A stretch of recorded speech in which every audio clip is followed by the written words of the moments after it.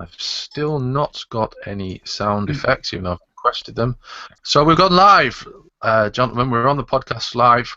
We have no views at the moment. I'm just going to tweet some shit to some shits. Hi. And by the end of this podcast, I'm going to be using that camera like Harry Hill on TV Burp. And it's completely inadvertent. And yeah, live.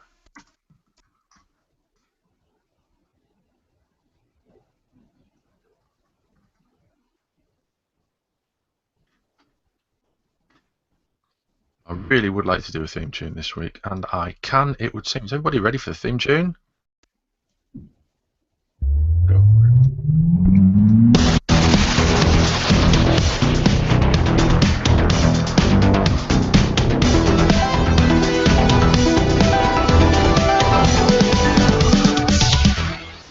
Ladies and gentlemen, it's a podcast with a K. My name is Christian Cawley, editor of Kasterborous.com, and with me are Brian Terranova and James McLean, and this is a podcast live. So let's have a round of applause for that. Whey! Yeah. And if you know, you may be used to the shtick I'm about to give you now, but then again, we haven't done that many live podcasts, so on the other hand, you may not be aware of what I'm about to say, which basically says that if you're doing this live with us today, you can comment on Twitter or on Hangouts and interact with us, and we'll talk about what you're saying, and you talk about what we're saying, and we'll mention some people, etc. You can do it in Hangouts. You can do it on Twitter. You can email us, although it might be a bit slower that way. And if you're listening online through iTunes or Audio Boom or on Kasterborous, or that's how you normally listen, and you've tuned into this Hangouts just to see what's going on, thinking, OMG, there's no podcast this week. No, don't worry, there is a podcast this week. I'll be taking the audio from the podcast and releasing it as normal, so you're not going to miss anything other than the rare opportunity to speak to us directly, which doesn't come along all that often. Guys, how are you doing? Yeah, all right. Brian and James? Yeah. James has actually regenerated due to a freak gin drinking accident and has turned into Morph. I think you'll find I've morphed. Indeed. Morphed into plasticine, and moved into his pencil box. Isn't that right? That would be correct. And Brian, how are you doing, mate? Ooh, good. Very good. You just fuzzed out a little bit there. Was that only me? It might have just been the ginger beer. I shouldn't worry about it. Too much. Dear viewers, listeners, we've got 15 of you so far, so hello there. It's nice to be having you here. We have various things we're going to be discussing, which largely, let's face it, largely going to be about The Magician's Apprentice, the first episode of Doctor Who Series 9, which slammed onto BBC One and BBC America last night. Some of you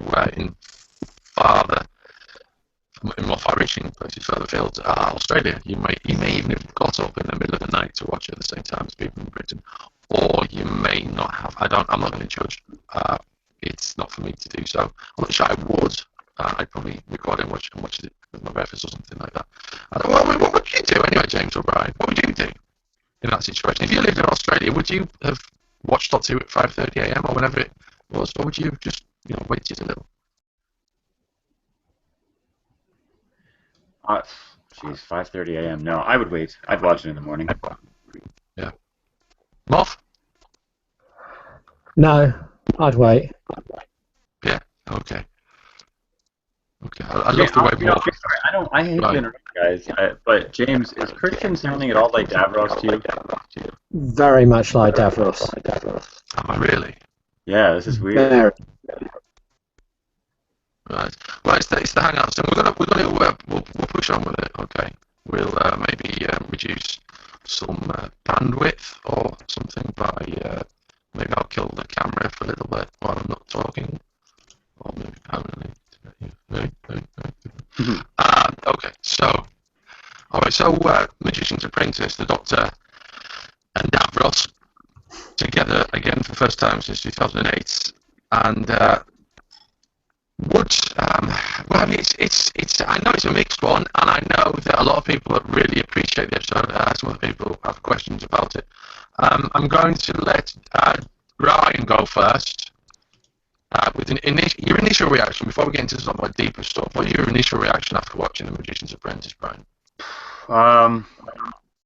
About what I expected. There were going to be some cool moments, and then there were going to be some outrageous moments that were just kind of things I could have lived without, kind of thing.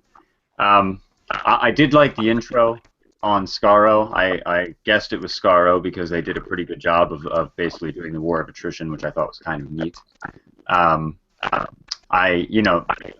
Having heard the rumor a long time ago of the Hitler time travel scenario, I knew the kid was going to be Davros, but it was still kind of neat. And then after the intro, things started to kind of go downhill for the most part, with slight inclines back along the way. It wasn't a terrible episode, but there were too many dips of things that I just thought, I don't know, didn't work for me. So my initial reaction was really up and down of, oh, that's neat, oh, no, that's not, oh, that's neat, no, that's not. So that's basically where I'm at. Okay, and James, how about your initial reaction? Pretty much what he said. It was my concern was the two-parters wouldn't feel like it was a bigger story. It would just feel like it would drag more, and it dragged. I liked the beginning. I liked Davros. I enjoyed Missy. I thought Missy was good. I thought Capaldi was good. Everyone was fine. It was just, it felt like someone had inserted a load of pointless deleted scenes that I just didn't want to see. Yeah. I felt it would have been better at 40 minutes and they'd cut out a whole large section. The unit, the planes, the meeting the Doctor in the past, it was just long, drawn out, needless, diverting. I didn't really... Again, I suppose we've got to say we don't know what will happen next week. Next week might change things around, sure. But Capaldi's Doctor just seemed to be... I don't know, it just didn't make sense. And it was sort of be rehashing the same sort of things again, that his last, final, ultimate, deadly, dangerous, ultimate, last, final hour, which he feels a bit bad about, which was sort of done in End of Time. Yeah. So, yeah, it was okay, but I think my biggest issue was I was bored by the time they found the Doctor, I was bored. I was interested later on, and I was interested before that. I liked the hand mines. I thought that was cool. But for a large section, I was thinking, this just doesn't need to be here. It doesn't even feel like it should be part of this story. Unless you're a fan who just loves all these little characters, why are they here? Why? So what are you speaking about specifically? Well, I mean, I didn't need to see Kate Stewart. She was, she wasn't part of the story. I didn't need to see Clara having to take command and have to be whisked over like James Bond to UNIT. I didn't need to go into the past to see the Doctor's, fun moments. The guitar in the tank just seemed stupid and pointless and over-tried.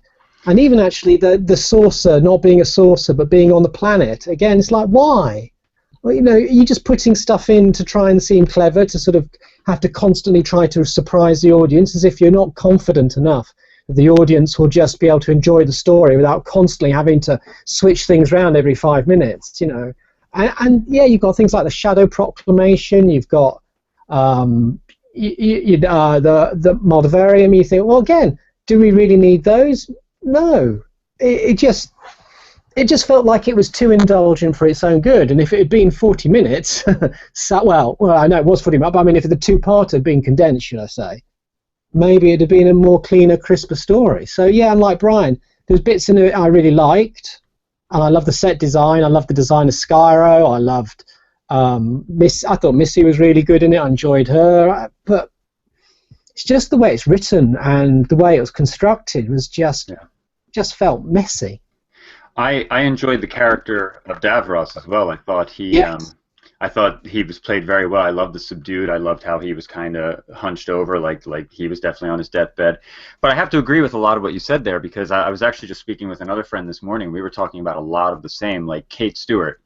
Basically, Kate Stewart was there to be the old-fashioned companion, the one to ask questions. Here she is, the leader of a big military organization, and she's relying on Clara to give her all of the answers to the things that she needs to know, instead of sit there and say, okay, team, what are we doing? This is what we got. Let's move into action. No, she's like, what is this? What's going on? What's happening? I don't know. Why am I here? Who knows? I felt Moffat, and I'm tired of it, quite frankly, but I feel Moffat writes things grand so that we will sit there and he's trying to create memories for us. The Doctor on a tank playing a guitar in medieval England. Like, that's so great. It's so doctory, isn't it? It's so awesome. Well, you know, it's not. My friend and I were actually discussing it, and we thought this is the kind of stuff that you would see in a bad Doctor Who fan film. The people who don't think things through. What would the Doctor really do? Instead, they sit there and they go, well, this thing would be awesome. We'll do that because it's so silly. And it's like, it's so out of place. But also, he's failing to understand that the things that we take from the show, the memories that we have from the show, the past, even the past couple of years, are not the things that you write over grandiose, over the top, you know, wacko. They are the brilliant subtleties that just somehow became these grandiose, wacko things to us somehow, some way. Like, they were never designed to make us feel that way. And when I was watching it, I just kept feeling, if the Doctor somehow had landed in Woodstock and tried to hide himself there and live like 3 weeks just being a wacko and playing guitar on stage there, I could have actually bought that. I could have rolled with that. But medieval England, riding in on a tank, playing a guitar, I was bored. It just didn't do anything for me. And Clara, once again, being the Doctor, while the Doctor wasn't being the Doctor, and Kate being nothing, it was boring. Missy was cool. Davros was cool. I agree with you on all the set designs. And another thing that I keep saying about this era is the cinematography was amazing. So lots of good stuff in it, but lots of bad stuff too. I think there's another problem there that, again, I'm wary that we're going to be labelled Moffat haters, and I'm very wary that I'm going to set the detonator off in Brian Terranova to go on one of his little Stephen rants. But I kind of feel, again, that there's a lot of ego in there, or a lot of fandom, a lot of fanishness, and I don't know which it is. As if you've sort of gone, you know, Genesis of the Daleks had one of the most quintessential moments since the last quintessential moment, which was the beginning of the show, that I had to get involved in. So I've got to sort of get involved in this moment myself and either try and better it or rewrite it or make it, you know, something that connects to me. And the problem with the show, which we've said since Davis, has been that it constricts its own bubble rather than expanding it. And in this show, this episode, the bubble of Doctor Who just became really tight. Not only did you sort of have, across all time and space, you know, the Moldavarium, Shadow Proclamation, Earth, Sisterhood of Khan, so, you know, the universe gets quite small for this episode. And considering, are they in the same time sphere? Are they same continuity? Are they across different time planes? There's that. And then on top of that, you've now got this whole thing about the Doctor meeting Davros as a kid. Now, again, unless this is explained in a more clever way next episode, everything suddenly becomes very small. And there's actually an article that I'm writing at the moment. It sort of links into this, is obviously how much of a fingerprint do you give the Doctor in the universe, that he is now linked to not just the Daleks, not just the genesis of the Daleks, but now the genesis of Davros. Yeah. And everything just becomes too insular, and that just really bugs me. It's actually, it's how much of a fingerprint do you give Moffat is the thing, because I agree with you. That was the one thing I thought, because next week I fully expect to see that if the Doctor didn't run away from Davros when he was a kid, then Davros probably would have grown up to be this good person. But the Doctor left him there to fend for himself, and that's why he became this evil bastard. You know, and it's like, so once again, Moffat makes one of his characters go back into our past and make them be responsible for the things that we know, and it's just kind of, like you said, self-indulgent. It could be different next week. Fine. Hopefully it is, but I really feel it's going to be, hey, guess what, Doctor? You created me. Oh, okay. You know what? Is the Doctor God? We talk about him being the lonely God, but is he God now in Moffat's era? Is that what's happening? Did he create everything? You know, is that what's going on? I think I mean, when we talk about this kind of this viewpoint of Doctor Who, it does kind of remind you of what Davey said about not relying too much on past continuity. Yeah. And Russell T Davies isn't the only person who's done this. Obviously, Philip Hinchcliffe did it as well. The Genesis of the Daleks and Revenge of the Cybermen were both commissioned before he was in place as producer. And after that, there was hardly any return, if at all, returning characters other than the Doctor, Sarah Jane, and barely Unit. But returning characters aren't the same as digging into continuity. I mean, you've both raised things that I would have had or did have some reservations about. I think also the other thing that I was unhappy about was the fact that the axe wielding guy in medieval Essex, or pre-medieval Essex, was a Dalek plant. That seemed a bit pointless as we went further into it, and we found that if it was a case of perhaps the Daleks and Davros weren't working together or weren't aware of what the other were doing, then it would make sense. But it seems to be quite clear that the Daleks and Davros were aware of what each other was doing. Well, perhaps they're not. I mean, what you've raised is a good point. Maybe we'll find next week they're not.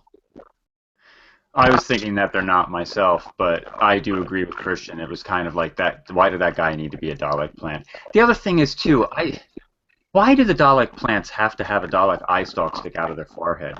Even just a blue, like Davros eye there would have been better to me. I think it's like quite a lame effect. It really just isn't cool at all. There are better ways to do Dalek plants, I think, and that just doesn't work for me. It still feels to me as if they haven't learned anything at all yet.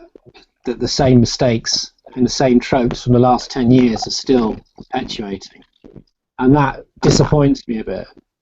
I mean, the Daleks having to go and find their companions is a callback to Asylum of the Daleks. And I don't really buy this, the Doctor disappearing from time. It's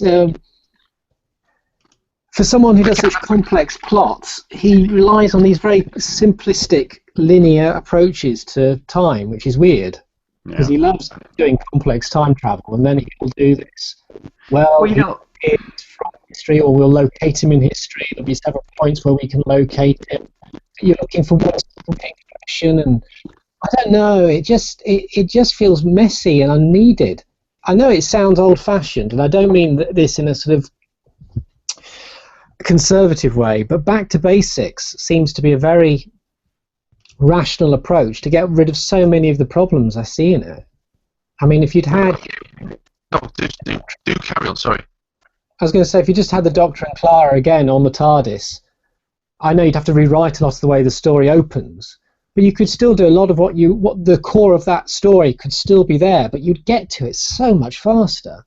Even if you'd had Missy coming and find the Doctor and Clara, and not through some long, dull embellishment of planes. I mean, yeah, there's bits of that which were fun and interesting. I mean, the Missy scene was great, but it just feels so out of place. It just feels so, you end up, if it was a book, you'd be still asking, what the hell is this story about? I thought it was about Davros, and for ages it's not. You set your prologue up about Davros, and then it just seems to meander away into this weird indulgence you just don't need. And I'm sure, I've looked today on some of the reviews, and a lot of people loved this episode, so I know I'm a minority, but the people I was watching it with were the same. They were looking at the time at, when they're in medieval time, everyone was bored. So, I don't know. For the past 5 years, I've found myself, instead of enjoying an episode or outright not enjoying an episode, I found that my new kind of norm has become what are the things that I enjoy from the episode. And there were aspects, like we talked about with Missy and Davros of this episode, that I thought were great, and there were certain concepts that I thought were great. But anymore, I don't necessarily completely enjoy an episode or completely dislike an episode. Well, that's not true. Some episodes are complete tankers, if you ask me. But it's odd that my perspective of the show has changed. Rather than going, damn, that was awesome, I want to watch that again, it's just kind of, I'd like to see that Davros scene again, But one thing that you had mentioned with, him kind of doing that whole, the doctor search through time and so on, and the doctor's not supposed to be found, etc., blah, blah, blah. It's like Moffat creates things and then drops them and hopes that we'll forget them too. Because, I mean, when the 11th Doctor went to go ahead and erase himself from time everywhere, that never worked. It never did anything. Like, he did it, he erased himself, and then everybody was still knowing who he was and still looking for him. And that was all I could think about in this scene here when, the snake guy, whatever his name was, went around asking everybody about the Doctor, and everybody knew him, and it was just kind of like, oh, okay, all right, I guess we're back to that then. All right, and I understand that Davros knows him. Fine, I can buy that you didn't erase yourself from everybody, but even the Daleks, like what was it? The last episode we saw, Clara or whatever, that one Dalek episode when they made the Daleks forget who he was, that was forgotten. I don't know. It's so hard to watch these stories. They talk about years ago, TV used to be, it used to have a magic reset button for every episode. Forget what came before it. Now there's a magic reset button because we're going to do whatever we want to do in this particular episode. And then TV got away from that. What happened in the past was important to what was happening in the present. It seems like Moffat has a magic reset button for the things that he did that didn't work. Rather than go ahead and write a fix for them, he's going to go ahead and just forget them. And I think that's where a lot of issues are stemming from. Because into the Dalek episode, the Daleks revealed that they had rediscovered the Doctor by finding all the holes that it had deleted from there. Okay, so he's got one fix. So he did put a fix in for that. So yeah, listen, we're going to go to some of the comments. Okay, so on Twitter, we've got a couple of comments. We've got Luke also. Hi, Luke, who says he overall really enjoyed the episode. Scarrow in particular looked great, which he did, and didn't need so much running around in time at the beginning. Hopefully the Daleks have a proper kill under their belt, but if not, if Clara returns, surely he just needs to never pick her up again as she no longer travels around with him all the time. Fair enough point, yeah. D. Peville in Australia says hello from Australia about 10 a.m. I'm not sure if that means what time watched it live or what time he or she did watch it, but thanks for that. And we've got quite a few people tuning in to watch us right now, so that's nice. So hello to all of you, and thumbs up to all of you 10 viewers, which is 11 viewers just gone up. So hey, our view figures are going up, pop, pop, pop.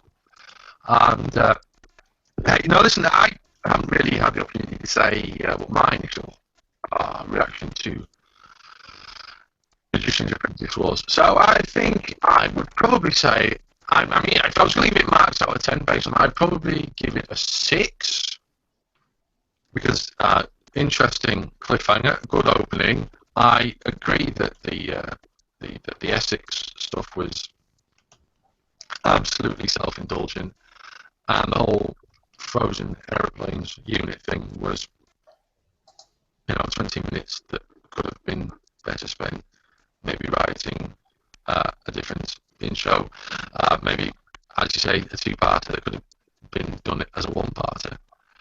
And then again, they've made this effort to go into two-parters this year for whatever reason, whatever rumour that you listen to or decide is the truth. This is the way it is this year. And in some ways, I did appreciate the longer scenes, and along with the cinematography obviously helped with this, but there was a more cinematic feel to it. The longer scenes, longer shots, and Peter Capaldi, I thought, was absolutely brilliant. He seemed a lot more at home with the Doctor, as he did in Last Christmas, far better than he did in Death in Heaven and Dark Water, Death in Heaven, I should say. So, that's why I'm giving it 6. I fully expect it to be better.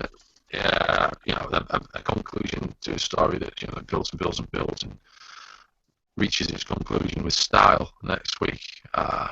It's quite strange that we're reviewing a two-part. When was the last time we reviewed a two-part on the podcast? It's been a while. Death in Heaven? Yeah, I think it's. I think it was. That would make sense. I keep hoping that part 2 is going to tell us that they're still in Missy's Matrix slice, because I am just hoping that a lot of the things that happened since that last two-parter just didn't really happen. But hey, that's me. What do I know? This guy. I mean, Yeah, I mean, that was the last two-parter, but I meant the last one before that. I can't remember when there was a two-parter before. Right.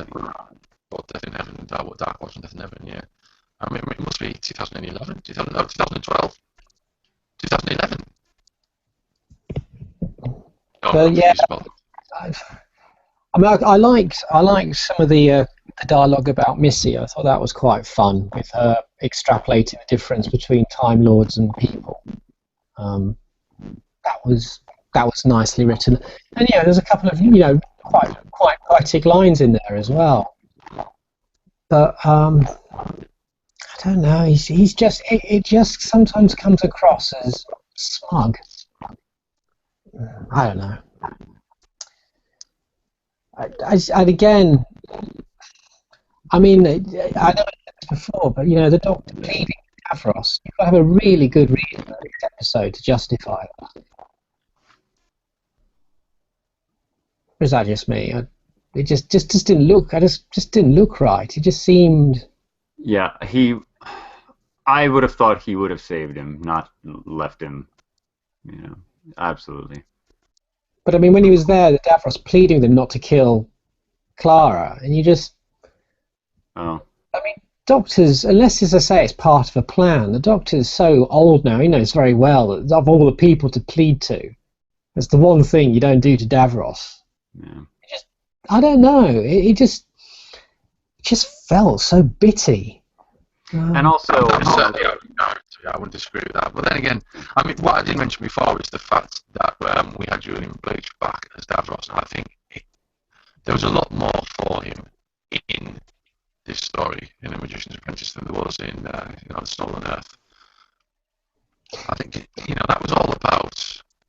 Although he was there, that wasn't really about him being there, was it? It was all about the Doctor's friends, and that mad piece of tripe that's gone into the Titan Wars to rescue Davros. Whereas this was about Davros, I found that was quite refreshing. As someone who has, and we mentioned on the podcast, as someone who's been a bit annoyed by the fact that Doctor Who's never about the villains these days. Yeah. No. So I did appreciate that. I enjoyed that a lot. I enjoyed it. I just, again, feel it was almost as if it was trying to compete or trying to be as if he wanted to do his own Genesis of the Daleks. And I don't know. It just felt like it was mining a bit, mining continuity a little bit, which I know is one of the reasons fans do really love it, because fans love to see it continuity explored. I do as well.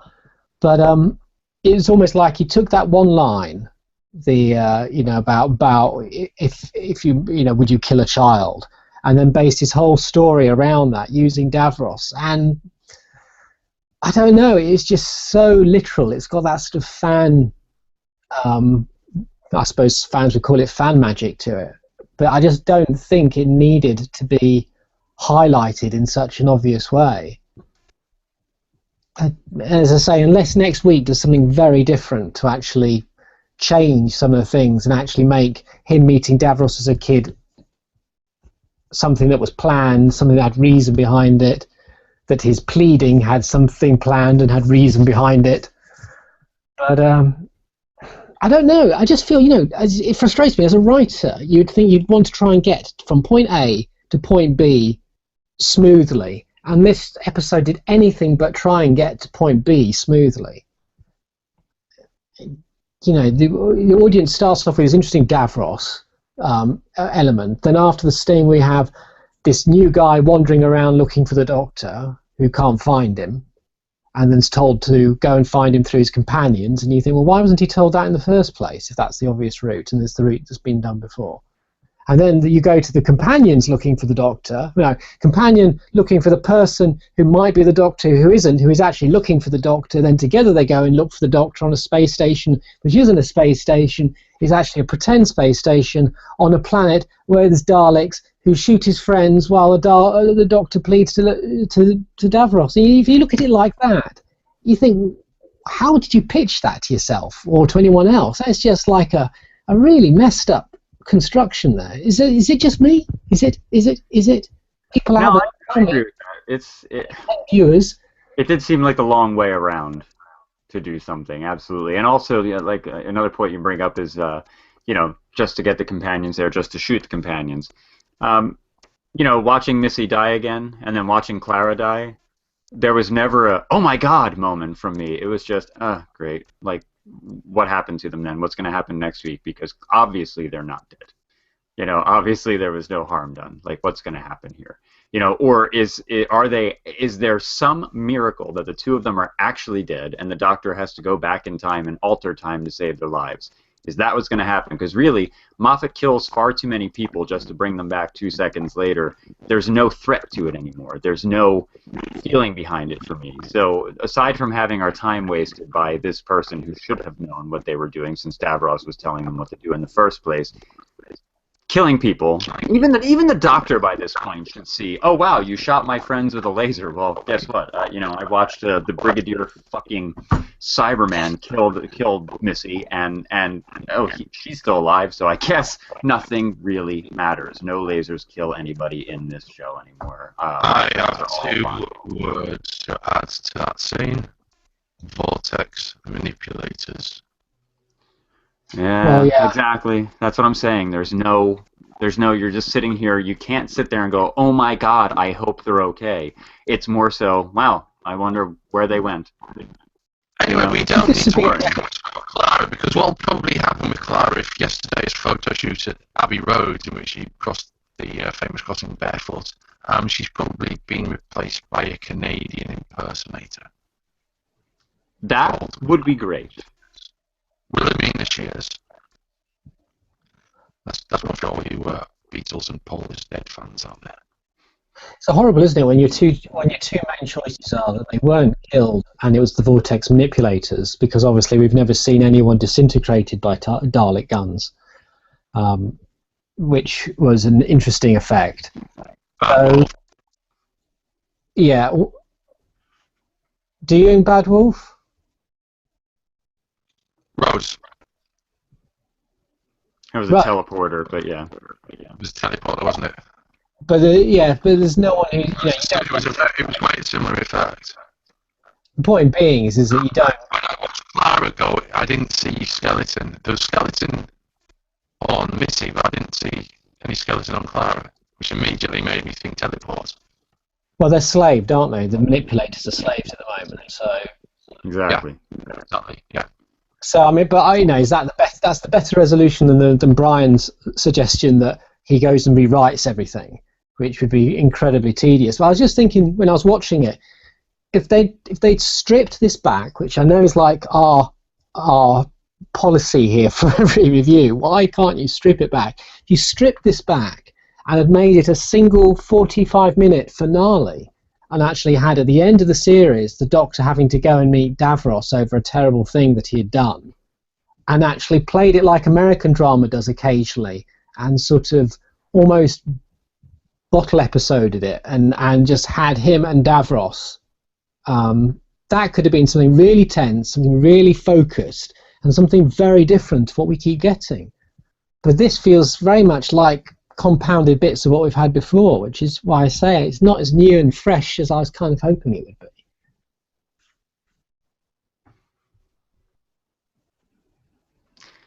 I agree. Having the Doctor go back in time and rewrite their deaths would be boring, especially since you're essentially writing in deaths just for the sake of undoing those deaths. But I also think that having them use their slave vortex manipulators is boring too. Like, why do you need to kill them, period? You could have thought of something more clever to do with these characters. By now, Moffat should know that killing or fake killing, pretend killing, overkilling, repeat killing of characters is done, boring, dead, and over.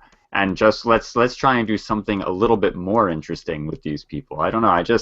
I found the more that I think about this episode, the more that I'm sitting here going, I really don't feel a need to rewatch it again. Like, I want to see Julian Bleach's scenes, cool, but there's just nothing compelling in there. And maybe next week's episode is going to completely change my mind and make me go, wow, this was all very clever. But I don't see that. I don't see that with him. It doesn't happen with him.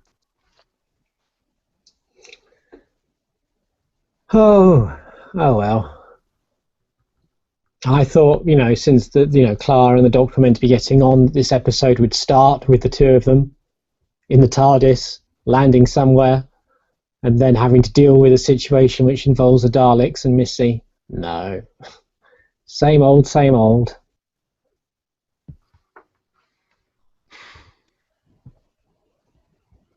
Have we lost Christian? I don't know. If he's not here, he's ingested some awkward silences. Just stated them. I am right. Now, I'm just checking Twitter there. We've been asked by B. Pell what we think of the overnight ratings in the UK. I'm personally, I couldn't give a monkey's. It's 4.6 million. I don't think that's particularly high for an opening episode, but at the same time, it's it's the iPlayer age, so I don't think there's nothing to be concerned about. I don't think. These days it's pretty trivial for Doctor Who and overnight, so I don't think we need to worry about that. I mean, it's surprisingly low for the first episode of a new series, I would say, but I don't think it's anything to be concerned about beyond that. No. Gareth Lloyd. Yeah. Sorry, John. No, go on. Sorry, Gareth Lloyd says, have to agree that it was a very messy story, lots of the usual Moffat tropes, a bit over-exterminated. I'm going to forgive him for that pun, actually. It does feel, like I said before, the show isn't confident in itself. It can't. Everything has to be fast, it's bang, and constantly trying to surprise the audience. It doesn't seem to feel like it's got the confidence just to play scenes with people. It almost does with Davros and the Doctor, but it doesn't do it for long enough. And it can. You've got extremely competent actors there, and the writers, regardless of what you think of Moffat, he's a brilliant writer. And he can come up with some really lovely scenes and dialogues. So if it just have a little more confidence in itself, just to back off a bit and just let itself breathe and play out these things. That's what he keeps saying at the moment. The benefit of the longer stories of the older series. Well, the older series, the longer stories were made out of having longer scenes because they didn't have the money to do what they do now, so scenes were longer and more dialogue based. But if that's the charm you're after, you've got to have the confidence to play those a bit and back off and let them do those scenes. I completely agree with that, and I'm very concerned that the two-parters this season are all going to have this same feel. Lots of over-the-top scenes that have no real purpose being within the actual meat of the story. Because, as we, keep saying, going back to Julian Bleach's Davros, it was an incredible scene, an incredible portrayal, and an interesting kind of idea that seemed like it was trying to bud out of there. But it couldn't. It was getting buried by all this other pointless stuff. And if all we're going to do is get two-parters this season, which are just going to be essentially one-parters with a bunch of over-the-top scenes thrown in there in order to split it into two-parters, it's a waste of time. You need to let the magic happen. Davros and the Doctor could have had a heck of a lot more time having grand conversations, and maybe it'll come next episode. But that was some of the best things about Genesis of the Daleks, was the conversation between Davros and the Doctor. But they didn't try to overdo anything in that story, in my opinion. In this story, I just don't get half of the things that they did or why they did them. I mean, I didn't mind the planes being stopped in the sky. I figured something was going on, and okay, Missy said it was a cheap party trick. That's kind of fine. I don't mind that. In the Tennant era, they kind of did something like saying that crossing your own time stream was illegal unless it was for cheap party tricks. I get that Time Lords have maybe a different lifestyle or whatever, and I understand what they were trying to do with that. Fine, that was okay, but I don't know. I keep going back to the tank scene, the guitar scene, even the prequels to these stories. The one that was on Karn, I thought that's not bad. That was actually a pretty interesting prequel. They should have left it there, because when they did the other one in medieval times, I just sat there going, crap. All this has told me is that you haven't changed. You're doing your usual things, and that's what we have to look forward to in the episode. And sure enough, we did. I think the episode would work better if they'd had the Doctor. Again, I caveat this with we haven't seen part 2 yet, but if they'd had the Doctor have some sort of, they've shown a scene of him, some trauma within a Dalek war that he was involved in, that spurred him to decide to go back and find Davros as a younger, perhaps he didn't mean to go back so far as a child, and then play the dilemma out and give him some sort of impetus that isn't just him stumbling upon a child that happens, he finds out to be Davros, then decides, oh, well, you know, I don't think I can help this person, what should I do? It just feels so constructed and contrived, and it just, as I say, that I think would have given it a little more. I'd have rather had some sort of opening that sort of set the Doctor out in a Dalek war, which he was having to deal, even if it was a very closed-off scene with people dying and not the extravagance of a budget. And then from that to move into the story of the Daleks, rather than this long unity, to say the plane thing, would have been fine in another story. In another story, I think that's a nice, interesting idea. And it would have worked well. But in this story, again, it's like sequels, isn't it? You've got to decide who your main components are. And this story felt like it couldn't decide whether its main component was, and this is unsurprising, was it Missy or was it the Daleks? And in the end, like a sequel like Batman Returns or Batman or you know, any of the superhero movies which start compounding antagonists, it didn't really know which one it wanted to stay with. And it's like, you know, one or the other. Or if you're going to have Missy in this, bring her in simply. The dialogue she had in her when she was sitting on the table was really good. That would have been a very nice intro for her into a story, and then just bring her along in with the rest of them. So this long Gurfest for me. I don't know. I want to give a shout out, actually, in my opinion, to the soldier from the beginning of the story that tried to save Davros as a kid. Yeah. He was good, and Yeah. when he died, I thought, damn, what a shame. Like, I thought this was going somewhere. So I want to give major credit to that actor, and unfortunately I don't know his name. I've only seen the story once. But kudos to him, and maybe even kudos to Ma for writing that character. But I thought that was well done, and I really thought it was going somewhere good, and unfortunately didn't. I don't know his name either, but I like the idea of a character called Major Credit. What? Major He credit. gave him Major Credit. He was playing a soldier, so... Hey! Oh, yeah. Oh, nice. Hey, okay. Oh, what happened to the cat in the hat? He's gone. Oh, that's a shame. Never mind. I'm not done playing. Give me time. Okay. Hey, well, listen. I suggested that I would give it 6 out of 10. What would you guys give The Magician's Apprentice?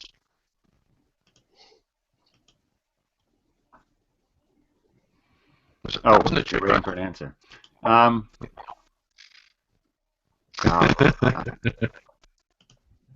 I don't know. You know, 6 out of 10 to me denotes a story that was actually okay but not great. And I didn't feel that way. I would maybe give it a 3 because it had good moments, but it's not a story that I would find myself going back to rewatch again. And usually that's how I would rate things. You know, would I rewatch this story? Now, granted, that'll change next week if part 2 makes me think, hey, this is a worthwhile story to rewatch again. But right now, as it is, I don't see myself revisiting the story, just revisiting a scene or two, maybe. Okay, James. Well, has he given it? Did you give it a rating out of 10? I gave it a 3. A 3. Sorry. Well, if you give it a 6 and I give it a 6, I'd have given it sort of like satanic. Yeah. I don't know. I think I'll give it a 5. I'd be tempted with a 6, but since Cawley's already done 6, I can't go higher, I think, than a 6. So say the acting was good, the production was good, cinematography was good. There was some nice lines in there. I thought Missy was very well written and very enjoyable. Nice mix of charm and malevolence. Davros was nicely written. Unfortunately, you've got to sort of take off a lot of marks if the story just isn't well structured. And to me, it wasn't at all.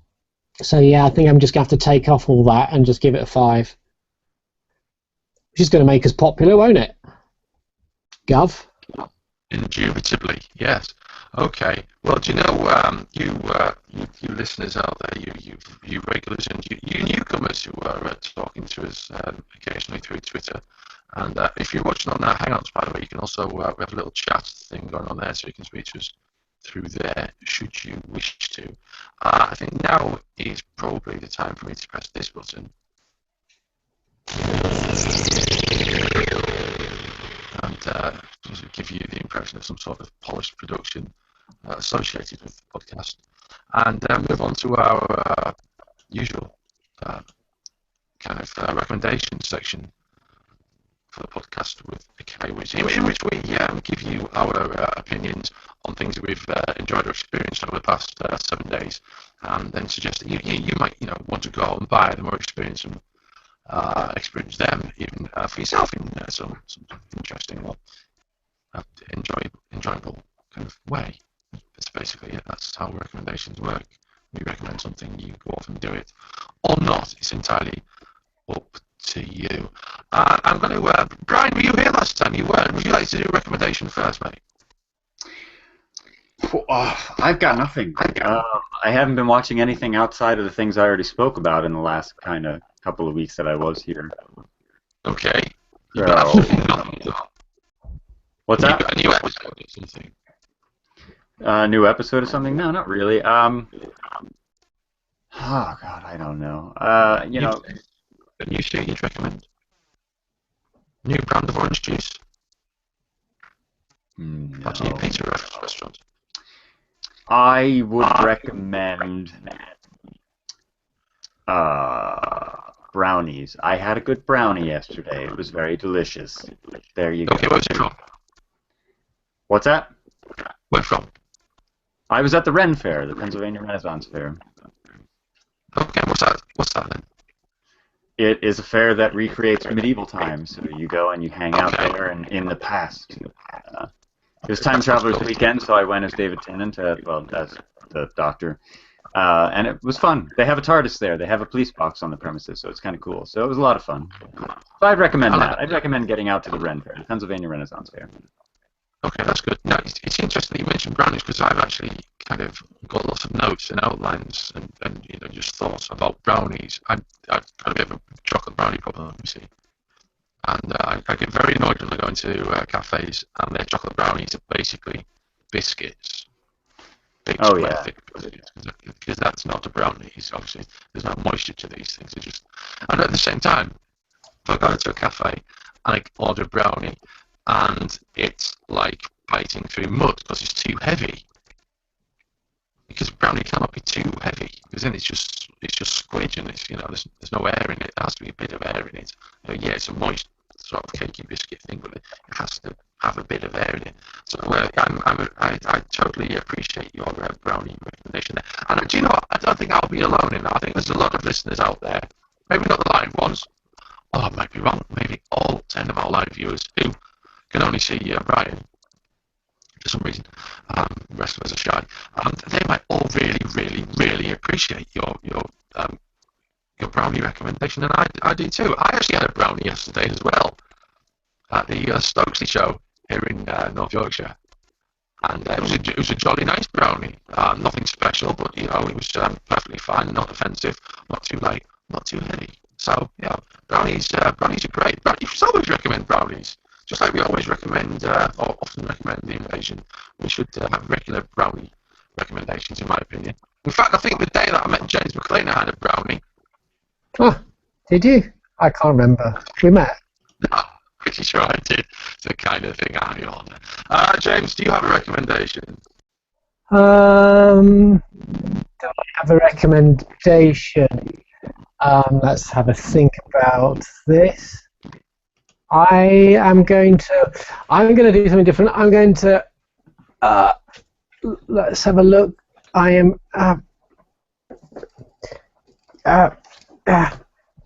let's Are you quite all right?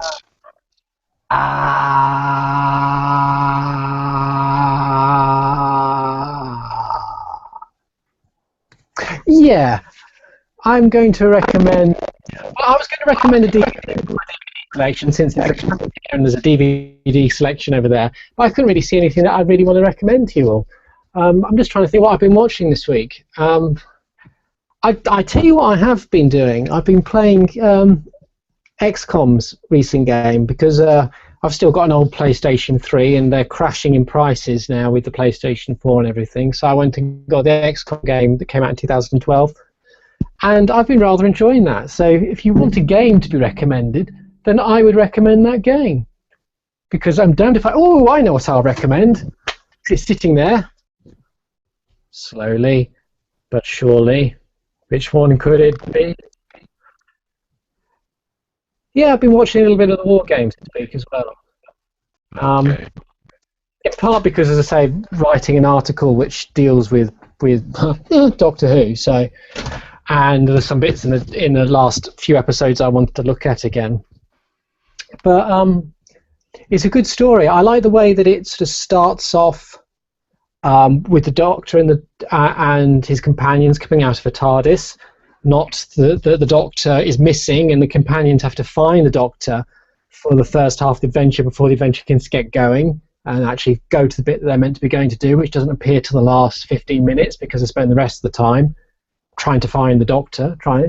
It starts off, it gets going, and it moves really well for 10 episodes. We've talked about it before, so I'm not going to go into detail, but yeah, I'd say if you want a blast from the past, which I wouldn't say it's got a perfect structure, but certainly a different way to do Doctor Who than what we saw yesterday. And that's not to say what we saw yesterday was wrong, but it's a different way than the War Games. Okay, thank you, James. Morph. Sorry? Go onto YouTube and find Morph. Yeah, definitely. Everyone should go on the YouTube and find Morph, especially Brian Terranova, so he understands what the hell's going on today. Yeah. Yeah, I've done very little other than watching and writing about Doctor Who for the past week that our listener would be interested in. Really, I don't think. Do my usual, work. I've been making videos for MakeUseOf.com. I've, writing for MakeUseOf.com, writing for Linux User and Developer. I've done very little of particular note or interest, and I'm still watching Death in Paradise Series 2. Which I've nearly reached the end of. I recommended Death in Paradise before the last few weeks. I've also recommended Whitechapel in the past few weeks as well. I do not want to sound like a stuck broken record recommending things over and over again. They're the same things and telling the reader to go out and buy them or enjoy them for themselves when it's the same thing every single week. Because that must be really annoying having to listen to some pair or trio of chaps recommending the same things week in, week out. Well, maybe we could stop that by stop asking us to recommend things. What do you think, Brian? Do you think that's a viable prospect? I do think that is one way to reduce the redundancy of our recommendations. Yeah. Although, how would anybody ever figure out that they should watch The Invasion if we stopped that? I guess is my only concern. Yeah. I'm slightly annoyed now because that's actually where I was going. With all the build-up. So thanks for that, Brian. Thanks. Yeah, thanks, mate. Thanks much. So actually, did we actually? It's one of the questions we got from Colin Gregson. Was Colony Saraf meant to be the Mara? Say that again. Colony Saraf was supposed to be the Mara. It's one of the questions we had about 30 minutes ago.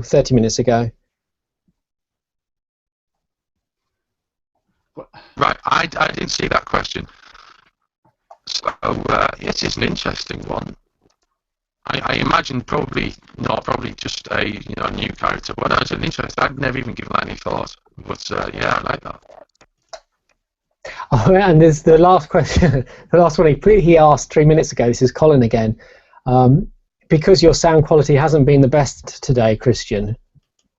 He's asked if you could say, "This is my final victory, Doctor." Because you sound like Davros. Victory, Doctor. Very good. Very good. When you tell him that audio van productions.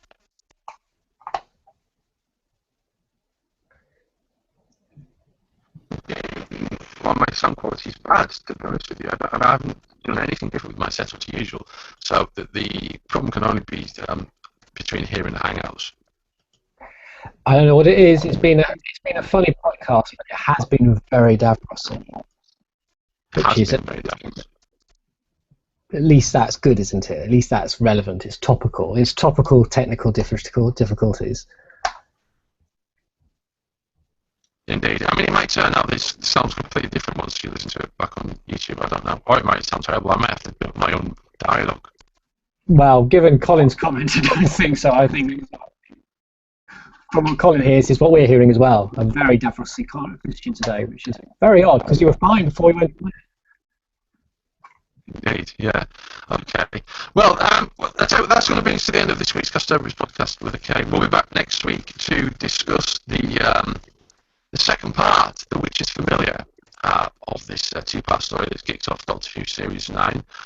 We await this with bated breath and cross our fingers and our toes and our remaining hair follicles with the expectation that it will turn out to be a groovy conclusion to a slightly pat cliffhanger. But until next time, from James McLean, Brian A Terranova, and myself, it's goodbye. Goodbye.